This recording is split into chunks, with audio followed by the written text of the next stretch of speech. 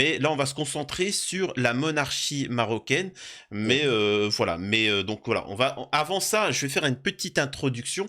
Gérard, là, le téléphone ne le rapproche pas parce qu'après on voit plus rien. En fait, ça colle à la peau. Mais là, c'est bon, là, Ça? on t'entend nickel et on voit bien. Alors, D'accord. je rappelle une chose, et moi, j'avais dit ma petite théorie avant de te poser des questions sur le. Là, bon, moi, j'extrapole, mais j'avais dit que ce qui s'est passé alors avec le séisme et le fait que le roi n'était pas là pendant un certain temps, et ainsi de suite, j'avais dit une chose, j'avais dit que les Marocains, le peuple marocain, je parle pas de la diaspora qui vivent correctement en France et qui fantasment le Maroc, j'avais dit que les Marocains ne le pardonneront jamais au roi ce qui s'est passé, c'est-à-dire qu'il a refusé l'aide de certains pays, etc. Et d'ailleurs, je me suis pas trompé parce que là, récemment, je viens d'apprendre qu'il a déployé l'armée partout parce qu'il a peur d'un coup d'État. Il a Eh oui. peur parce qu'il sent que là, ça commence à devenir un petit peu trop. Mais bon, ça, c'est, j'ai envie de te dire, ça, c'est maintenant, c'est l'actualité. Moi, on va revenir progressivement, je pense pendant une demi-heure, un petit peu à ton histoire par rapport à la monarchie. Alors, l'histoire qu'on a de la famille royale marocaine n'est pas celle que l'on croit. Donc ça, c'est un petit peu ce que tu dis. Ça, c'est le cas de le C'est le dire. moins qu'on puisse dire, ouais. Ouais, ouais. Donc déjà, toi, tu dis que Hassan II est un roi illégitime, c'est ça? Tout à fait, puisqu'il était juif. Il se prétendait être le descendant du prophète Mahomet.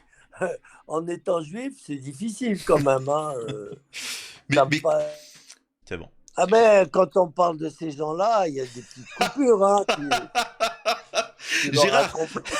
attends, j'avais oublié de faire un petit point d'information. C'est pareil, on pourra en reparler à l'avenir parce que croyez-moi que ça on va en parler. Mais pour l'instant, je veux vraiment venir sur ton histoire, etc., que tu as eu avec, etc. Mais par contre, je disais aux Marocains qui nous écoutent et qui ont de la famille au Maroc, faites très attention parce que quand il y a un pays qui subit un désastre, comme ce qui s'est passé en Ukraine, bon, en Ukraine, en Syrie, etc., les enfants, certains n'ont plus de parents, ou la police, elle est un peu occupée un peu partout. Et là, tu as beaucoup de prédateurs et de réseaux qui récupèrent les enfants.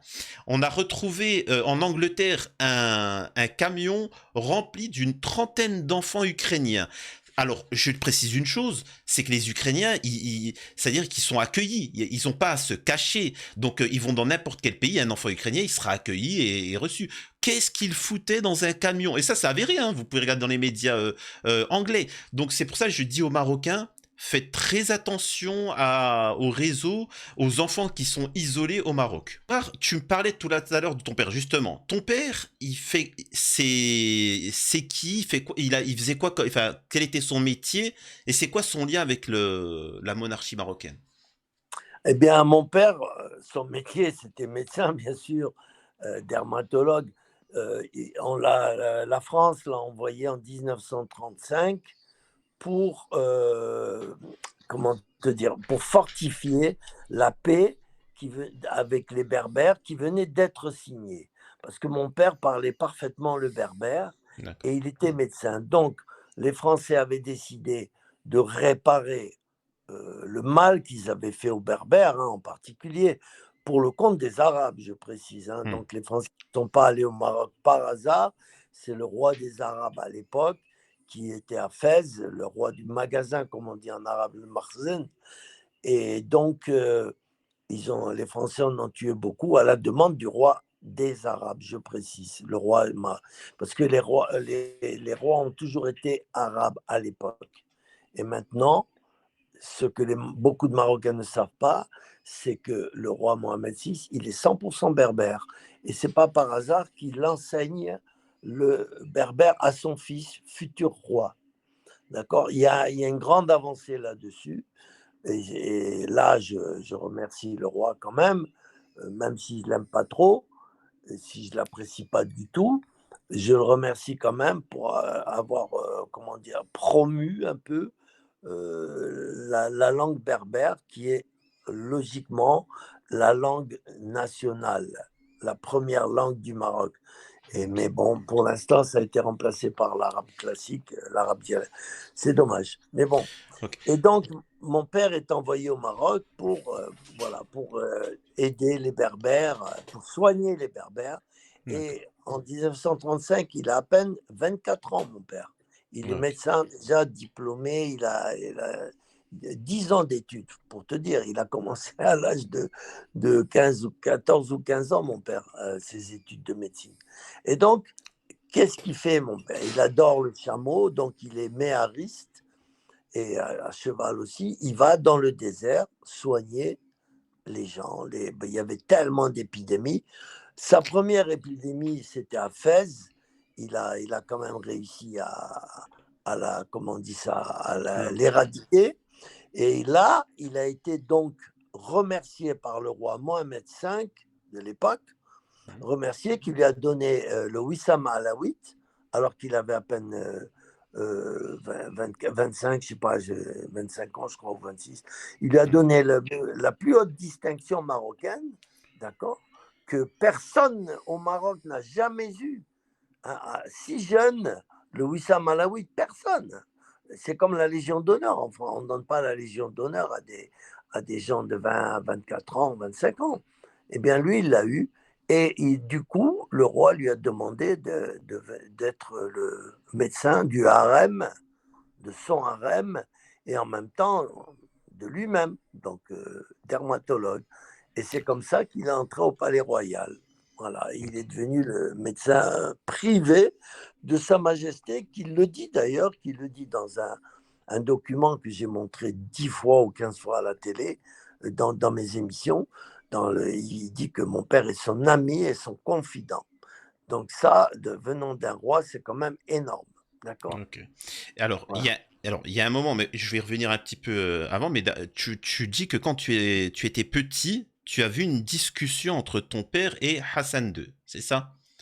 Ah oui, entendu, vu et entendu. Mais avant de te dire, de te demander qu'est-ce qu'ils se sont dit et pourquoi il y a eu cet échange-là, euh, tu mentionnes aussi que Hassan II est un roi illégitime, que la dynastie alawite a été un peu tronquée, Dérivé. voilà, dérivée. Mais Comment oui, ça? Et qui est bah, à l'origine de ça? parce que Hassan II n'était pas le fils biologique de Mohamed V. C'est aussi simple que ça.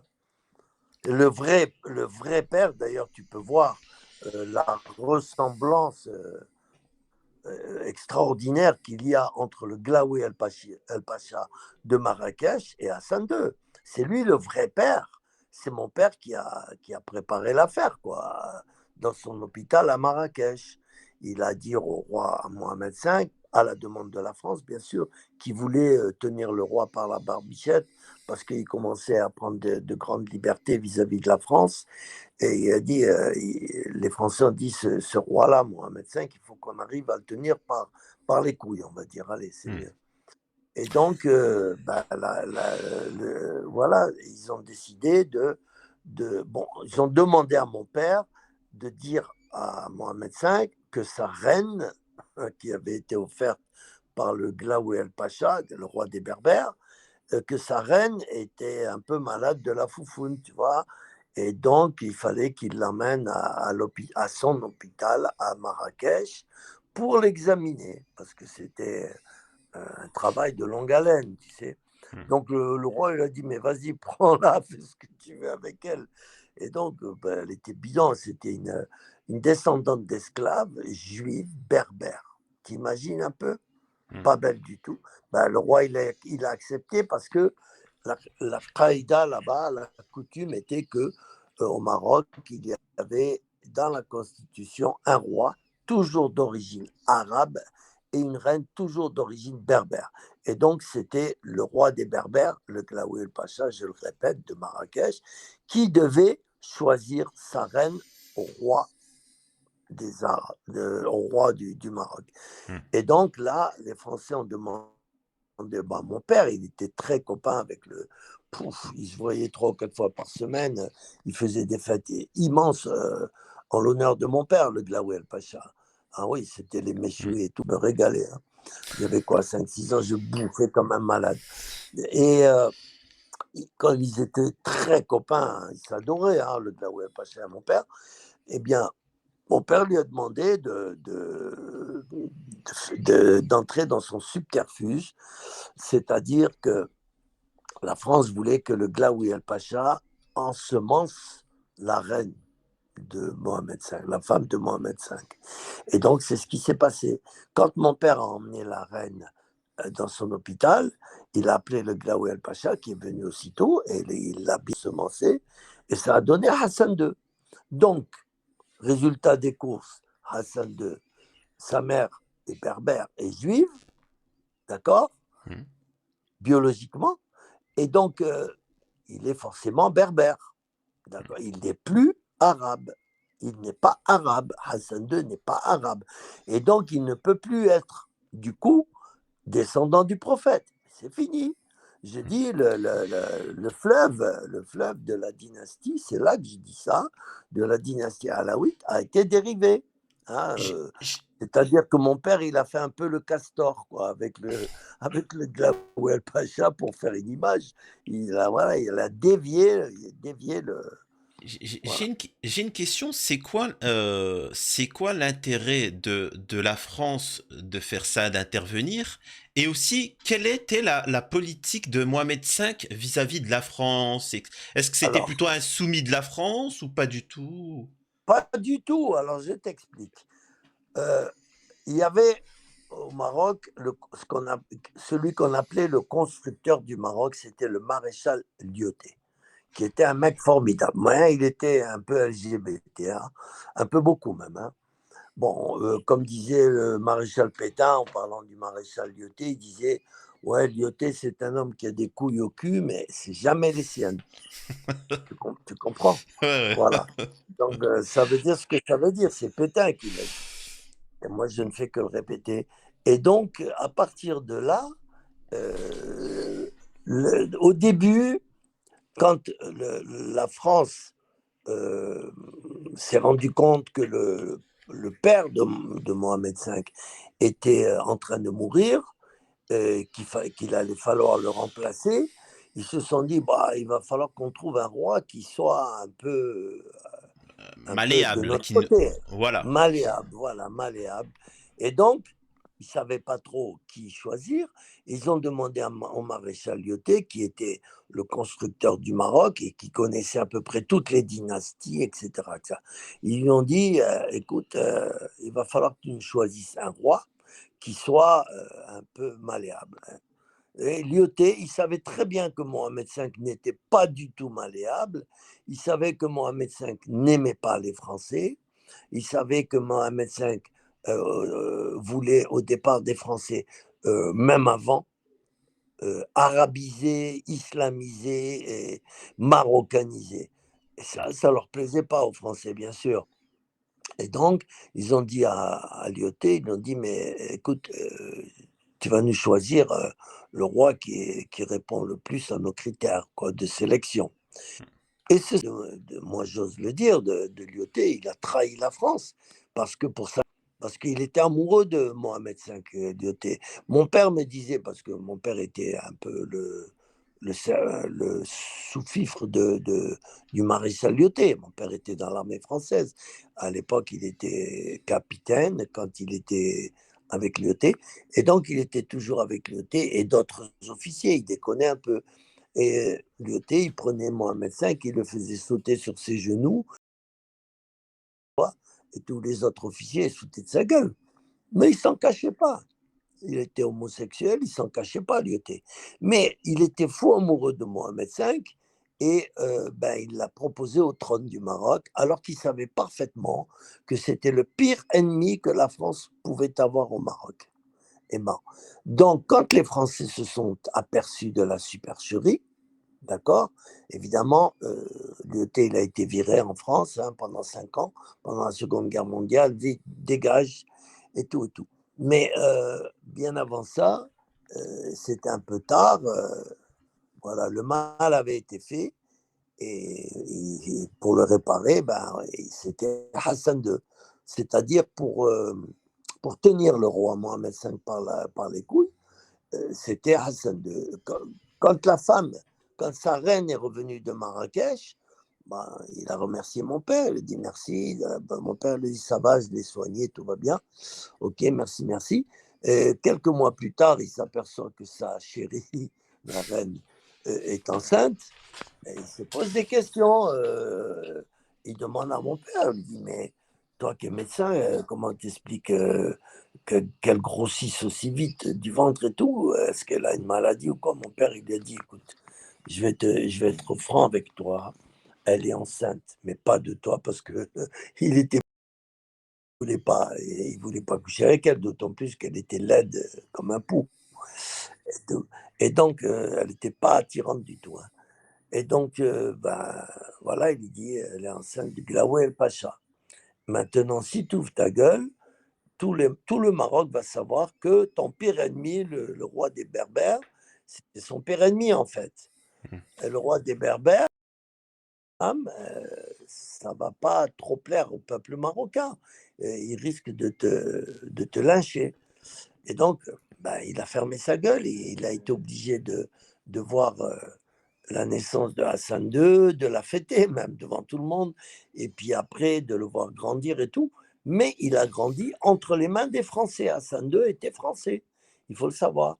Et c'est Chirac qui lui a donné le passeport français et à toute la famille royale marocaine. Ils sont tous français, ou ils l'étaient en tout cas. Je ne sais pas ce qui s'est passé Mhm. depuis, mais ils y avaient tous. Voilà. Et, et, Même et, et- Mohamed VI, je suis sûr qu'il a la nationalité française, hein, le roi actuel. Mhm. Et là, quelques années passent et tu entends une conversation, enfin tu vois une conversation, tu entends une conversation entre Hassan II et ton père. Oui, Qu'est-ce que vient faire Hassan II? Qu'est-ce que veut demander à ton père? ben, il veut demander alors, je t'explique. Les Français voulaient tuer Mohamed V parce qu'il devenait vraiment. Tu vois, ils voulaient maroccaniser et tout. Ils ont dit, il n'y a qu'un moyen, une fois qu'Hassan II avait 18 ans et tout, c'est de tuer le roi et de mettre Hassan II à sa place. Hmm. Sauf que, comment le tuer? On ne peut pas le tuer d'une balle dans la tête. C'est un putsch, c'est un coup d'État. Eh bien, il y a des médecins qui ont avancé le fait que on pourrait le tuer pendant une opération, tu vois. Sauf qu'il était en bonne santé. Il avait qu'un problème, c'était le nez, les cloisons nasales. Mais bon, est-ce que ça méritait une opération? Mais bon, mon père avait toujours dit à Mohamed V, ne te prête à aucune opération avant de me le dire. D'accord? Il dit, mon père, il parlait comme si c'était un garçon, un enfant, hein.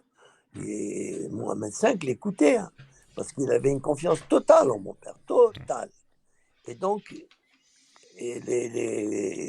ceux qui voulaient le tuer, donc évidemment Hassan II en particulier, ils disent, bon, à un médecin suisse, il avait plusieurs médecins, il y avait un médecin suisse qui était spécialiste ORL, quoi, des yeux, et du nez et tout ça. Il dit, tu vas dire à Mohamed V, à mon père, soi-disant, il appelait mon père, mais ce n'était pas son vrai père. Il dit, tu vas lui dire qu'il faut qu'il s'opère des cloisons nasales, parce que sinon, un jour, il risque de s'étouffer pendant son sommeil et tout. Ben, Mohamed V, il dit ça à mon père lui dit, non, je te conseille pas trop de le faire et tout et tout. Il sentait le complot, mon père, il sentait. Ouais. Mais est venu le moment où, voilà, on voulait absolument se débarrasser de Mohamed V, qui était en train de flirter avec les Américains pour foutre les Français à la porte et tout. Et là, c'est là que ça se gâte. Euh, on dit à Hassan II, va voir le docteur Forêt, donc mon père, et dis-lui qu'il conseille Mohamed V de se faire opérer. Tu vois? Parce qu'au Ok. début, il lui avait déconseillé. Et c'est mon père qui gênait. C'était lui l'obstacle. Ouais, parce que Tu c'était le comprends? confident, c'était l'homme de confiance Ah de oui, Mohamed ah oui, V. Et si ton père dit vas-y, ben il y va. Et là, à l'heure actuelle, il y va, il y il va, lui disait ne fais il y pas va. l'opération, il y a rien de grave, il y a rien de, voilà. Voilà. Sauf que, bon, mon père, il n'aurait jamais trahi Mohamed V. Sauf que là, on l'a mis dans une situation où il a été obligé. Parce que là, c'était moi, mes frères et lui, on aurait tous été assassinés. Parce que, Alors, explique-nous justement, parce qu'en fait, ce que je dis un peu aux gens, déjà ton père refusait, hein, parce qu'il sentait le complot, il sent tout ça, il voulait, voilà. il Mais il savait qu'on savait, voulait. voilà. Et comment s'est pris Hassan II pour justement un peu obliger ton père à participer à ça? Eh bien, il y avait le meilleur ami de mon père au Maroc, c'était le docteur Farage. C'était un docteur qui a fait ses études à Paris. Ils étaient sur le même banc d'école et tout. Et ils s'adoraient. D'ailleurs, mon père est allé au Maroc, a demandé le Maroc finalement à la demande du docteur Farage qui lui a dit viens au Maroc, tu vas être choyé, tu vas voir. Ta, ta, ta. Donc le docteur Farage vient à 3 heures du matin avec le prince Hassan II. Il était prince héritier. Et avec une mallette où il y avait peut-être, je sais pas, quelques dizaines de millions dirhams marocains. Et ça, c'est juste après l'indépendance. Hein. Hmm. Et il dit à mon père, alors moi, évidemment, j'étais curieux, j'avais les oreilles bien tendues et tout. Quand j'ai entendu sonner et tout, j'étais réveillé avant mon père, j'ai sauté. J'ai entendu, bon, et je me suis caché dans le salon et j'ai tout écouté.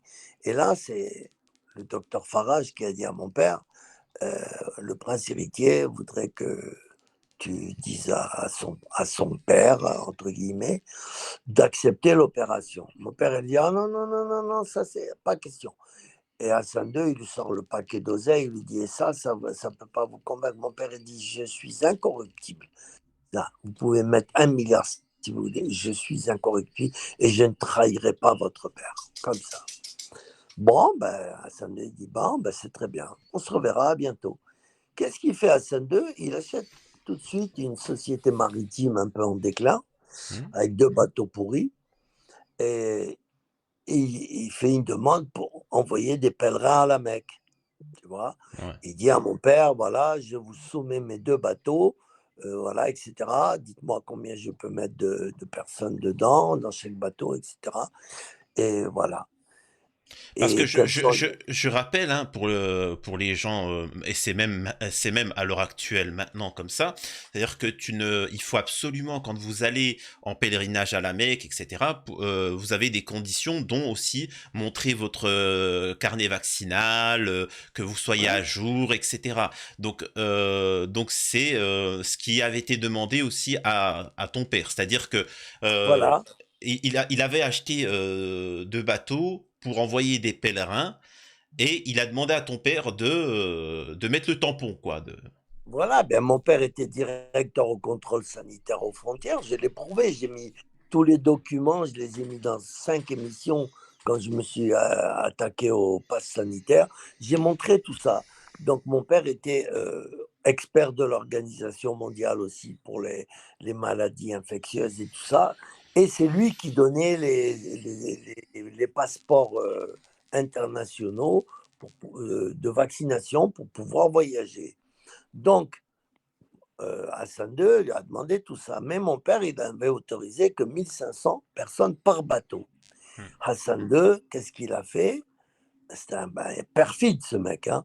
Qu'est-ce qu'il a fait?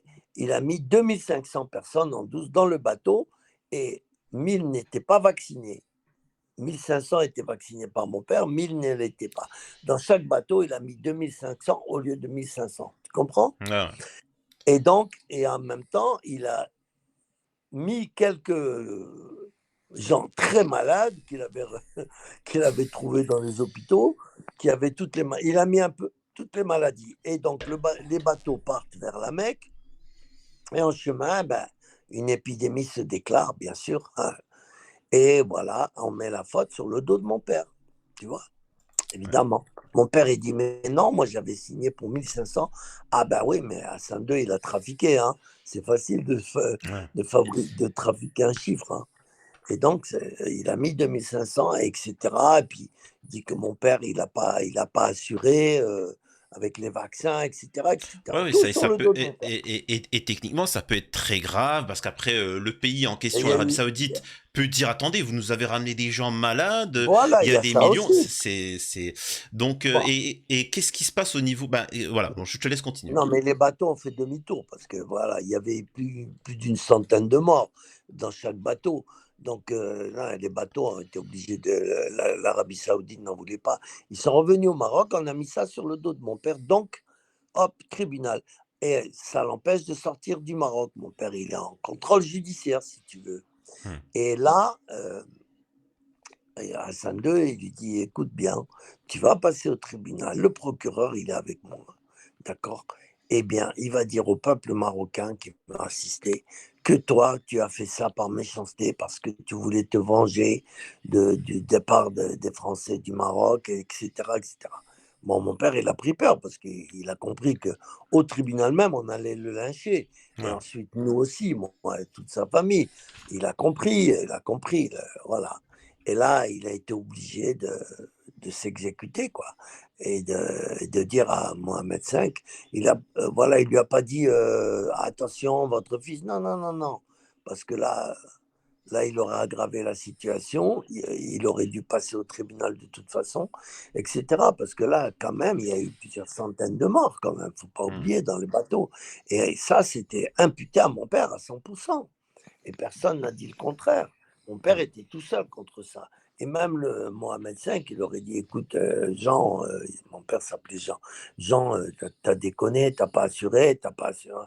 Maintenant, tu assumes. Voilà, tu te débrouilles. Et donc, mon père, il a dit, bon, ben, puisque c'est comme ça, il a dit à Mohamed V, écoute, tout bien réfléchi, je pense quand même que tes cloisons nasales, il va falloir que tu te fasses opérer parce que là, tu respires de moins en moins et tout et tout. Ce qui était vrai d'ailleurs, hein, il avait un problème de cloison nasale. Mmh. Et voilà que ben, moi, un médecin il se prête à l'opération et comme par hasard, il est mort pendant l'opération. Et c'est mon père qui était là et qui devait donner le certificat médical de mort naturelle, voilà, qui est crise cardiaque, tout simplement, alors qu'il a été étouffé par le médecin suisse. Comme Mmh. ça, il était asphyxié, on va dire, voilà. Et donc juste après, ben, mon père, il comprend que c'est dangereux pour lui, il en sait un peu de trop. Il nous dit: «Allez les enfants, faites vos valises, on quitte le Maroc». Et ben, on arrive à l'aéroport, tous ces douaniers et ces flics qui avant ça, il lui cirait les godasses tous les jours. Mon père arrive à l'aéroport avec moi, mes frères et ma mère et il traite un peu mon père de très mal. Tu vois, de façon un peu mal, Ouais. pas civilisée du tout. Mon père, il leur dit: «Qu'est-ce qui vous prend là? Avant, vous étiez là, docteur, bonjour docteur, nadala, et maintenant vous me traitez mal». Ordre de Hassan II, c'est ce qu'il dit le directeur des douanes et de la PAF. Il dit: «On a ordre de Hassan II de ne pas de mal vous traiter». Ah, mon père, il avait compris. Et Ouais. après, bah, le directeur de la PAF, il lui dit: «Docteur, je suis désolé, mais votre famille, elle reste ici. Elle est prise en otage par le roi Hassan II. Vous pouvez y aller parce qu'il avait un passeport diplomatique. À un Ouais. moment, il est directeur de l'OMS, directeur de la quarantaine internationale, etc. Il avait tous les titres. Donc, il avait un passeport diplomatique. On ne pouvait pas l'empêcher de sortir. Mais nous, on a été pris en otage. Voilà. Et ben après, mon père, il est allé à Paris. Il a été voir De Gaulle, il a dit de 161 ça. Il dit voilà ce qui se passe et tout. De Gaulle il a dit vous inquiétez pas, je vais vous arranger. En attendant, vous restez en France. Il l'a nommé directeur du plan et de l'équipement de tous les hôpitaux de France et outre-mer. Il l'a nommé général dans l'armée française pour le calmer. Mais Mmh. mon père, ça ne l'a pas calmé. Et un an plus tard, eh ben, mon père retourne au Maroc avec la garantie royale qu'on ne toucherait pas à l'un de ses cheveux et tout. Voilà, il est retourné et puis après, ben, on a fini par l'assassiner.